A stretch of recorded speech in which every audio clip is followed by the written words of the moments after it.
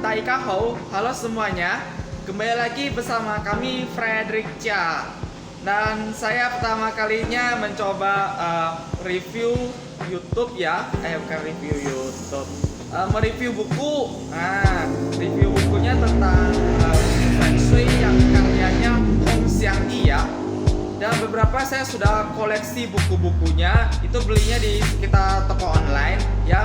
Sebenarnya saya juga menggemari juga praktisi Master Feng Shui ya, Hong Xiang-yi, yang bukunya itu bagus banget ya, tentang buku metafisika gitu, buku Feng Shui. Dan kali ini saya akan bahas satu persatu aja ya, review bukunya juga beserta sedikit spoilernya juga.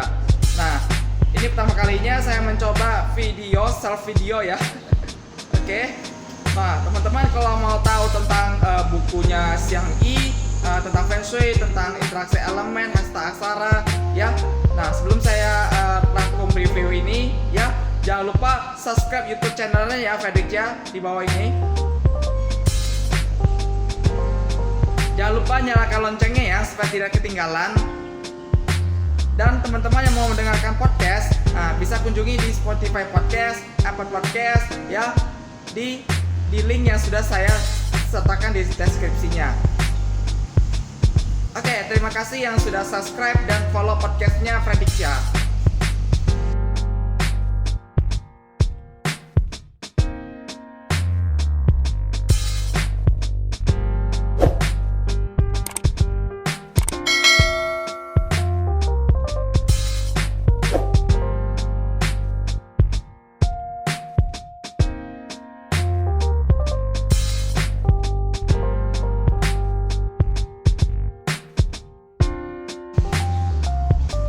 Oke, buku yang saya sudah beli dan saya koleksi ada sekitaran 7 ya.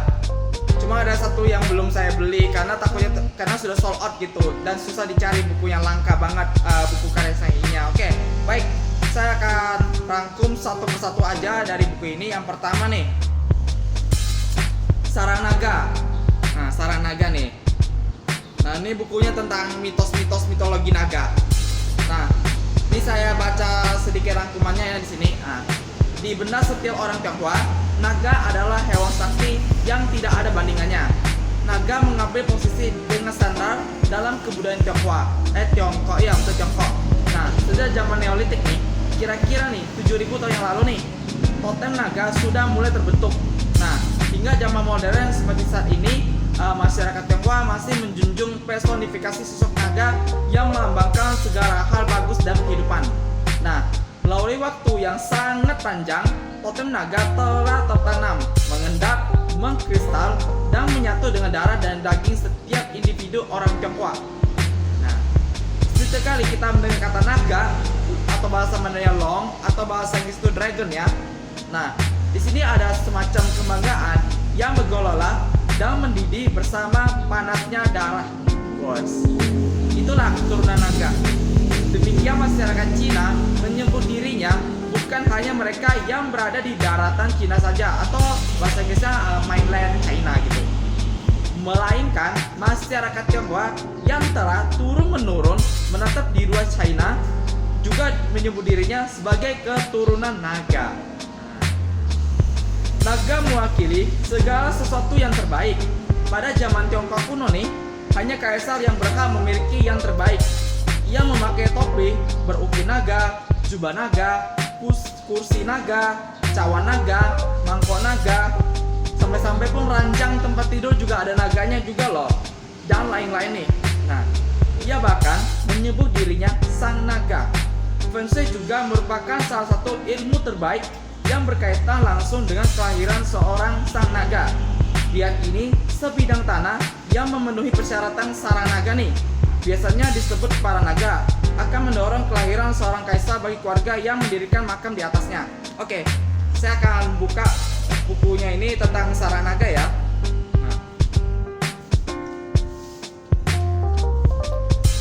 Oke, dibikinnya sekitar tahun 2011.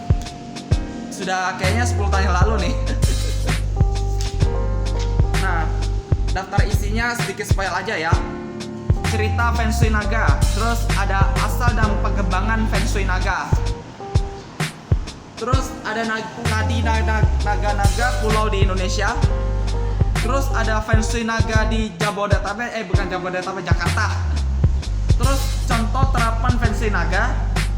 Nah, itu yang saya sampaikan, sedikit spoiler aja ya. Nah, beserta isinya saya mau lihat. Nah, di sini. Sekali lagi. Nah, buku ini saya belinya di Tokopedia nih, sekitaran 50.000 sampai 60.000. Nah, kalau teman-teman mau baca referensi Feng Shui dan astrologi tentang naga, mungkin rekomendasikan baca buku ini ya, Sala Naga oleh Xiang Yi. Oke, kita akan bahas yang kedua nih. Kenari elemen dirimu, bukan show. Saya bacakan nih sedikit sinopsisnya nih. Ini referensi ya tentang puzzle ya. Jadi kenari elemen diri itu, kalau bahasa Inggrisnya tuh Daymaster ya. Jadi kenali kita itu dari Daymaster, bukan berdasarkan show kelahiran. Nah, saya bacakan referensinya dan almanaknya berdasarkan sinopsisnya ya. Oke, kenari elemen dirimu, bukan show. Tidak dapat dipungkiri, lamaran show telah menjadi kegiatan rutin setiap pergantian tahun. Nah, dalam masyarakat Tionghoa di seluruh dunia, bahkan telah membudaya sejak ratusan tahun yang lalu. Nah, budaya show bahkan juga berkembang di negara lain seperti India, yang ada sekitar 36 show ya, India. Terus ada Vietnam yang mengganti kelinci dengan kucing. Terus ada Thailand, Kamboja, yang kerbaunya tuh di urutan pertama kalau di Thailand dan Kamboja. Terus yang Korea, Jepang menggunakan babi hutan. Astaga. Myanmar untuk hari dalam seminggu tidak persis. Mesir itu berbeda hewan, berbeda zodiaknya. Yunani hampir sama dengan Mesir, dan juga Babel. Nah, Babel itu menara, bisa dilihat dari Alkitabnya Perjanjian Lama. Nah, show di Tiongkok digunakan terutama untuk mengingat tahun atau usia seseorang nih. Kemudian berkembang menjadi budaya ramalan setiap tahunnya yang begitu populer. Buku-buku ramalan show mulai dari penulis terkenal hingga pada penulis picisannya, jumlahnya tidak terkira banyaknya. Nah, mungkin bahkan banyak orang yang bergantung hidup nih hanya dari menulis ramalan show ya, berdasarkan kelahiran. Masalahnya adalah, apakah lamaran show bisa dipercaya sepenuhnya? Nah, tentu saja tidak nih. Ramalan show hanya bersifat pelipu lara saat pergantian tahun nih, tidak dapat dijadikan pegangan. Astaga. Yang jadi persoalan adalah terdapat sebagian orang yang terlalu percaya nih pada ramalan show nih, hingga mempengaruhi hidup diri dan keluarga besarnya juga. Itu sungguh tidak layak. Nah, kalkulasi kehidupan yang benar itu bertumpu pada interaksi elemen. Sebuah tanggal lahir secara utuh yang meliputi faktor tahun, bulan, hari, dan jam lahirnya. Dengan menggunakan elemen batang langit atau bahasa Mandarinnya tiengkang ya, dari faktor hingga sebagai diri. Jadi berarti Anda telah memegang titik gerak perubahan hidup Anda nih. Buku ini menyajikan sifat dasar 60 kelompok pilar diri. Setiap pilar tersusun dari sebuah batang langit di atas dan sebuah cabang bumi atau show di bawahnya. Lengkap dengan interaksi elemen dasar bersama tahun ini ya, sampai sekarang ya. Dan layak digunakan sebagai pegangan untuk menentukan langkah hidup Anda dan keluarga ke depannya. Dan buku ini juga dilengkapi dengan CD nih. Ada bonusnya nih CD nih. Nah, CD-nya tuh CD Hasta Aksara, CD tentang analisis puzzle yang sudah disempurnakan. Jadi sehingga setiap orang bisa mengetahui elemen dirinya sendiri dengan mudah. Oke, kita akan kita lihat sedikit isiannya.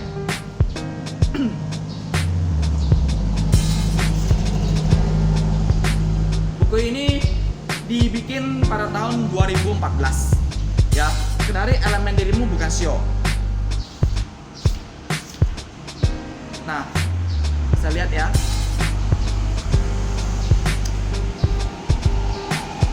Ini ada gambarannya tentang analisis fase ya, yang berdasarkan elemen diri atau demaster.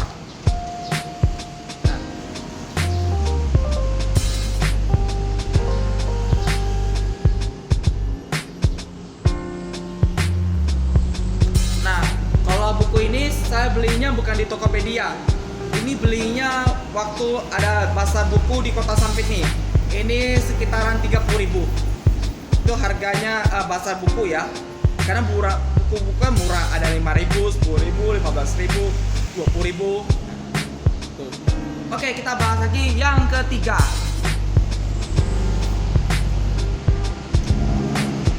Nah, ini dia, Sehat Cara Tiongkok menurut Xiang Yi. Nah, ini sebenarnya buku referensi fase ya, untuk mengetahui kesehatan seseorang. Nah, jadi setiap karakter di fase hasta aksara itu ada gambarannya. Biasa bagian-bagian tubuh yang ada elemen-elemennya, atau bahasa Mandarin itu using ya. Itu kesehatan jengkang ya bahasa Mandarinnya. Nah, saya bacakan sedikit sinopsisnya ya. Sehat Cara Tiongkok menurut Xiang Yi. Hasta aksara berhubungan dengan erat dengan pengobatan tradisional Tiongkok. Nah, kita bisa mengetahui kondisi kesehatan seseorang melalui analisa hasta aksara. Melalui pencacahan data dan analisa hasta aksara dalam jumlah besar, Xiang Yi sadari ternyata hasta aksara tidak hanya sejalan dengan pengobatan tradisional Tiongkok, tetapi juga sejalan dengan pemikiran ilmu kedokteran barat. Bahkan bisa langsung menunjukkan kekurangan suatu elemen pada tubuh seseorang dan sakit yang diderita orang tersebut. Mulai dari pemahaman dan cara berpikir setiap tokohnya orang Tiongkok atau Chinese ya, atau Tiongkok kuno atau ancient Chinese ya, dalam kaitannya dengan pengobatan tradisional ya. Pengobatannya tradisional Tiongkok kita kenal dengan traditional Chinese medicine atau TCM ya.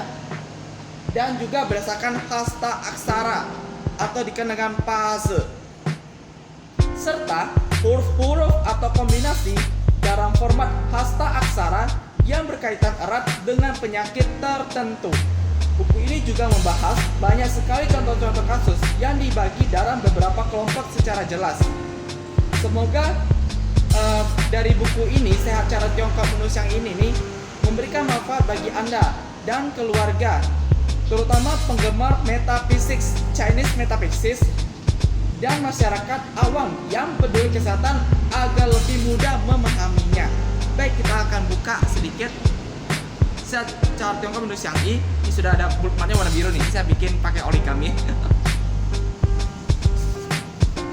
Ini bikinnya sekitar tahun 2016.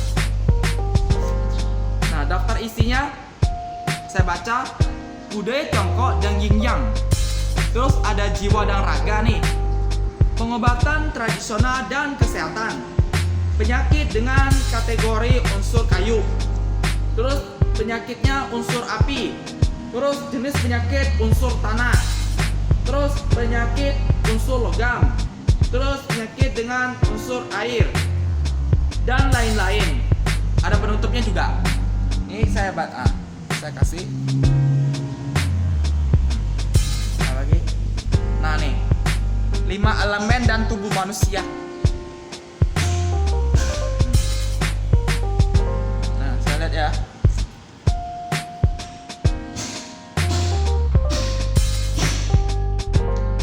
Oke. Nah, ini saya belinya bukan di Tokopedia ya. Ini juga sama seperti buku sebelumnya. Ini juga beli di pasar buku. Ini 30 ribuan juga nih. Ini juga 30 ribuan ya. Di pasar buku mungkin Tokopedia mungkin lebih murah lah, 40, 50, 60 lah, atau 70 ribuan lah. Nah, itu harganya bervariasi sih, tergantung seller yang menjualnya juga. Nah, sekarang kita bahas, setelah saya baca 3 buku yang sudah direview, ada 4 nih. Nah, jadi saya ambil yang buku keempat dulu ya. Nah, buku Xiang Yi, Interaksi Elemen. Nah, menurut hasta aksara fase nih. Saya baca tentang referensinya ini ya, dan menurut sinopsisnya ya. Ingin menguasai analisa hasta aksara dengan baik. Hasta aksara itu bahasa Mandarinnya fase ya, sekali lagi fase ya. Langkah pertama adalah harus membuang semua pandangan yang salah. Nah, ini buku ini cocok buat praktisi fase nih. Praktisi fase yang mau mengulang refresh kembali lagi apa yang sudah dipelajari oleh masternya atau CV-nya juga. Nah, yang kita lihat ada pandangan yang salah, semoga buku ini pandangannya jadi benar ya.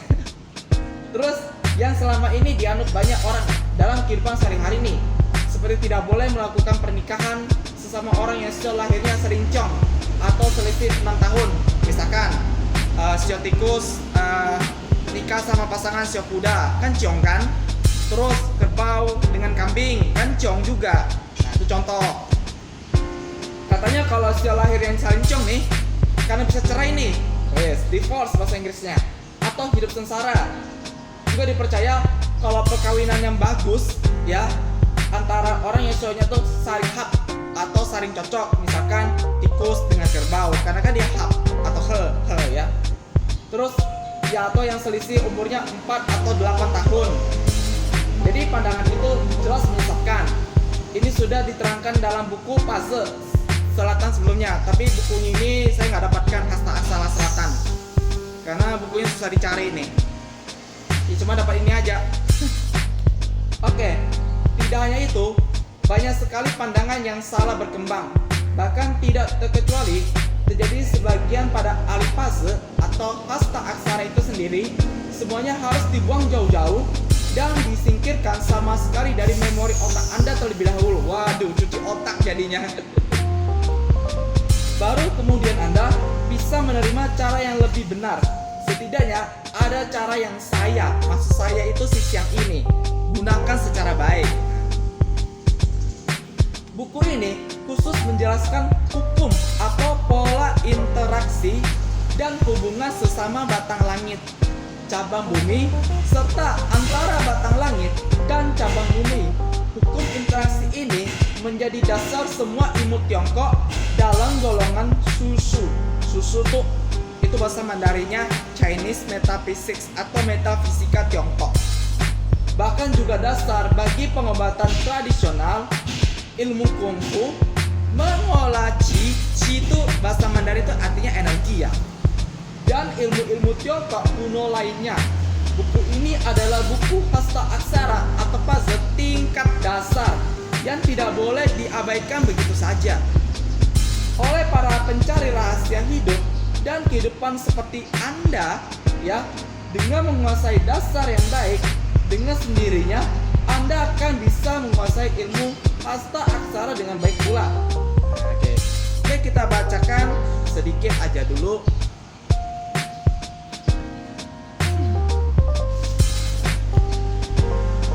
Buku ini dibikin tahun 2013.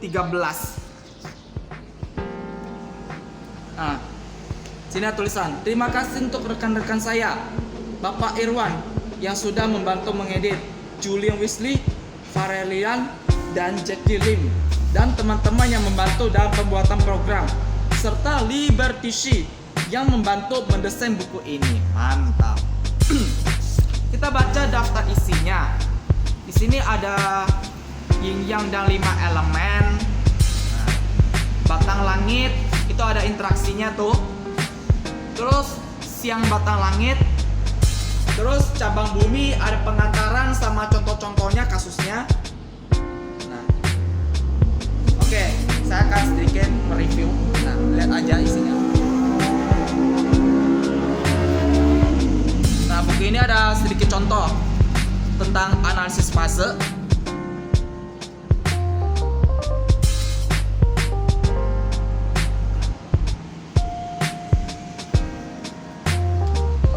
Oke. Ini saya beli buku interaksi elemen sekitar harganya 50 ribuan. Karena ongkirnya lagi murah. Yang di Tokopedia ongkirnya murah sekitaran 13 ribuan lah. Kan kirimnya dari Jakarta ke Kalimantan pakai si cepat karena ada halu gitu.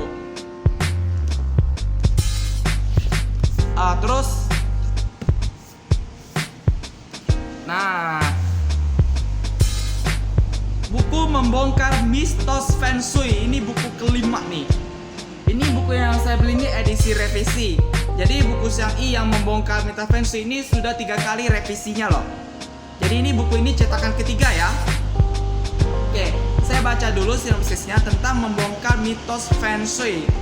Oke, di dalam kehidupan sehari-hari kita sering mendengar aturan-aturan menata rumah yang seringkali tidak masuk akal. Wes, ini praktisi nih. Ya saya belum memahami tentang ilmu Feng Shui ini. Misalkan nih, kolam tidak boleh diletakkan di kanan rumah. Terus cermin di kamar tidur akan membawa masalah. Jalan ke society, kalau bahasa Inggrisnya T-junction ya. Penyebabnya jadi kebangkrutan. Terus ada balok di atas kepala, pembawa sial. Pintu tidak boleh menghadap pintu. WC tidak boleh ada di dalam kamar. Memasak tidak boleh menyendok keluar. Dan masih banyak lagi. Lucunya, semua itu selalu dihubungkan dengan Feng Shui yang diyakini dapat membawa keberuntungan atau kesialan. Padahal semua itu hanyalah kepercayaan yang belum teruji kebenarannya. Sayang, masyarakat malah percaya. Bahkan menjadikannya semacam acuan dalam menata rumah. Jadi buku dari review ini, buku Xiang Yi membongkar mitos Feng Shui ini akan menguak kebenaran diri berbagai mitos Feng Shui yang dipercaya dan dijadikan acuan oleh masyarakat. Namun sesungguhnya mitos-mitos itu menyesatkan. Jangan dulu membangun atau renovasi rumah maupun toko atau ruko ya sebelum membaca buku ini. Buku ini memancing ini klien atau praktisi tertarik untuk membaca ini. Oke, kita akan buka sedikit.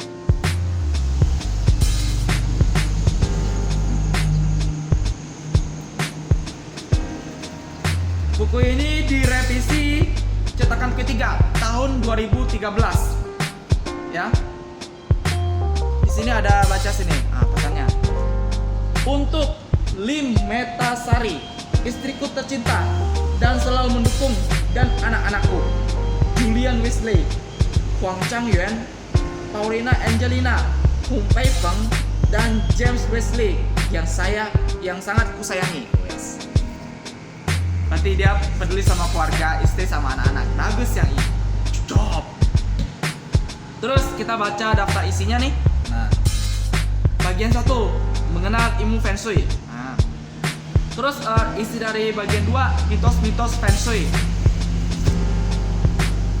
Bagian 3, ada 63 mitos nih di bab 2. Jadi banyak banget mitos-mitos yang salah kaprahnya gitu. Terus bagian 3, aplikasi angka lahir dan arah rumah. Nanti saya buka sedikit mengenai Feng Shui. Feng Shui itu alami dan logis. Pendekatan makna juga ada.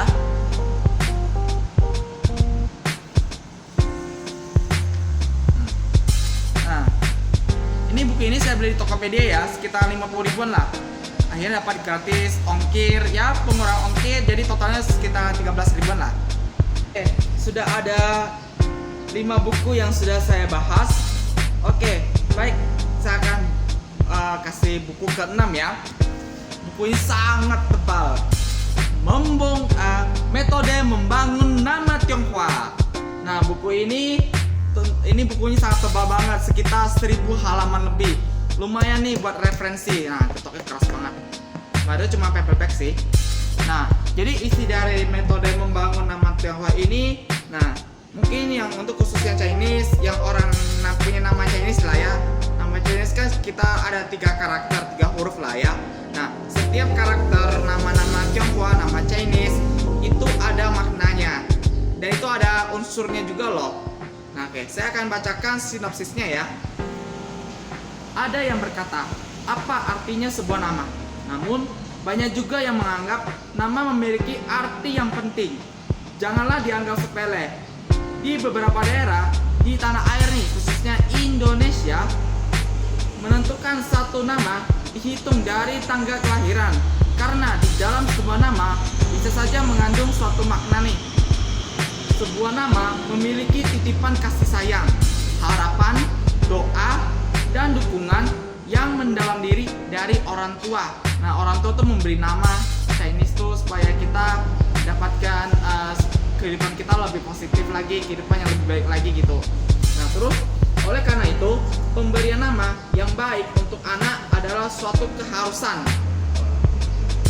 Setiap bangsa memiliki cara pemberian nama sendiri. Bagian yang menandakan diri mana asal seseorang, misalnya kelompok suku, daerah, keturunan, atau keluarga, inilah yang biasanya disebut keluarga atau marga. Nah, marga itu kalau bahasa Inggrisnya surname, kalau bahasa Mandarin itu Sing. Namun, yang dibahas dalam buku ini yang tebal ini adalah pemberian nama menurut Tionghoa, khususnya suku Han, yang umumnya terdiri dari 3 huruf Mandarin. Kadang hanya 2, tapi ada juga sampai 5. Kalau di Jepang kan 4. 1 huruf di depan, terkadang 2, merupakan marganya, dan 2 huruf di belakangnya merupakan nama atau kombinasi garis keturunan dan nama. Buku ini memperkenalkan metode 81 angka cerdas. Kalau bahasa Mandarinnya Pa Se I Ling Tong Su Ji Min Fa. Dalam pembelian nama Tionghoa dilengkapi pula dengan jumlah goresan beserta rumus penghitungannya serta kamus-kamus nama terbaik yang bisa dijadikan referensi. Karena sebuah nama bukan sekedar sebuah panggilan saja, nama juga bisa menunjukkan tingkat intelektualitas, kebiasaan hidup, keinginan yang akan dicapai, kekaguman atau harapan dari orang tua kepada anaknya. Semoga buku ini membawa manfaat dan kemudahan untuk mendapatkan nama terbaik buat anak cucu dan handai taulan Anda. Oke, kita akan buka sedikit karena buku ini tebal banget, 1000 halaman.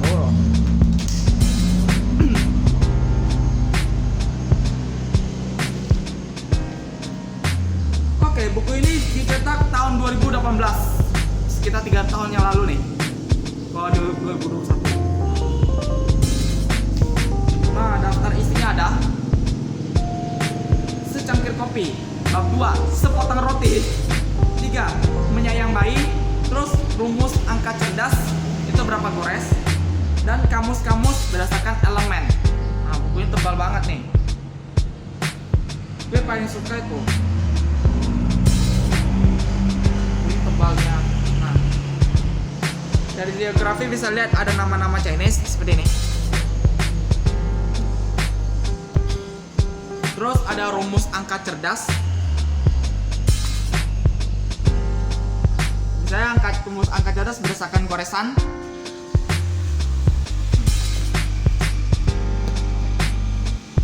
Nah, ada jenis usaha. Nah, ini berdasarkan elemen ya. Karena buku ini tebal banget. Tebal.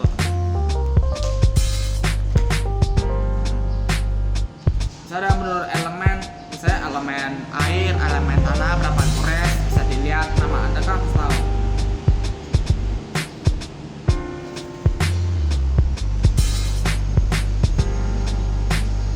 Nah, buku ini bukan saya beli di Tokopedia ya. Ini beli di pasar buku sekitar harga 100.000. Lumayan loh. 100.000 ini bisa dapat buku tebal 1000 halaman. Buku ini mungkin cocok buat saya referensi lah untuk penamaan nama Tionghoa sama juga penyesuaian feng shui. Nah, mungkin buku ini jadi acuan juga lah, membantu aja lah ya untuk mencari sebuah karakter, sebuah arti. Di sini akan jadikan rujukan juga. Oke, terima kasih Siang I yang sudah bikin publikasi ini ya. Buku ini sebagai kebanggaan kami sebagai orang Tionghoa. Good job Siang I. Oke, kita bahas buku yang terakhir. Dan ini lirisan terkini 2020. Buku ini ya, kisah dari Master Feng Shui dan penerbangannya. Nah, ini buku yang terbaik banget di tahun ini, tahun 2020 ya. Karena buku ini cocok buat praktisi, buat umum yang ingin mengenal sejarah Feng Shui lebih dalam. Oke, buku ini tidak ada cara-cara yang seperti ini. Kalau ini kan ada caranya membongkar mitos. Kalau ini nggak ada caranya. Nah, buku ini memperkenalkan sejarah ilmu Feng Shui dari masa ke masa. Nah, saya akan bacakan sinopsisnya ya. Kisah Master Feng Shui dan perkembangannya. Buku Feng Shui ini ditulis agar bisa dibaca oleh segala umur, dari anak-anak sampai dengan orang tua.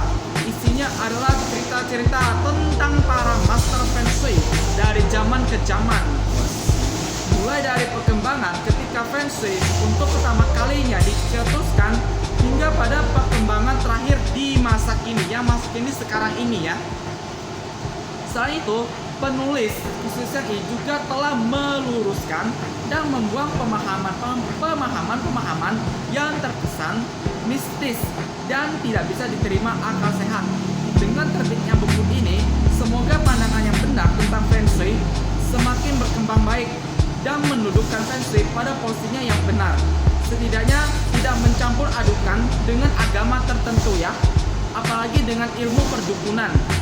Sangat menyisakan ilmu perdukunan, tapi di sini dibuktikan secara ilmiah. Dengan demikian, Feng Shui akan semakin dapat diterima oleh para terpelajar dan cendekiawan.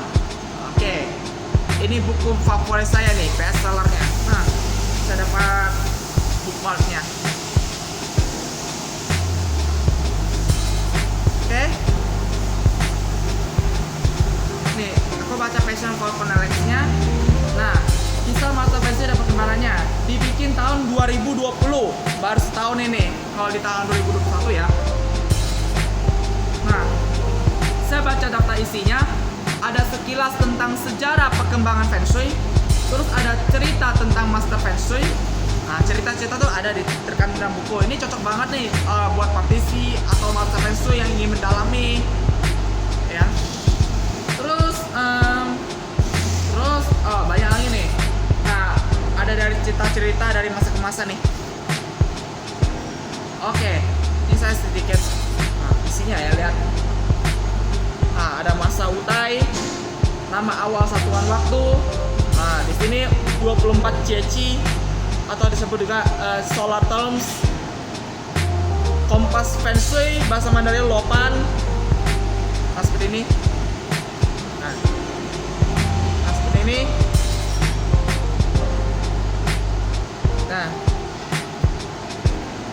Nah, ini study discount truth, memecahkan rahasia cakram Swengkong. Nah, ini ilmu yang lebih mendalam lagi, lebih inti tentang ilmu Feng Shui-nya.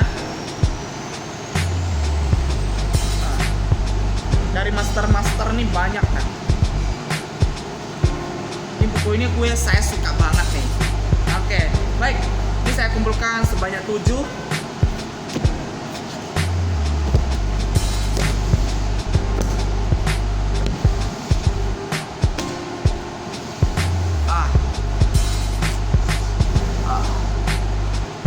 Cuma ada yang satu yang belum saya dapatkan, itu tentang buku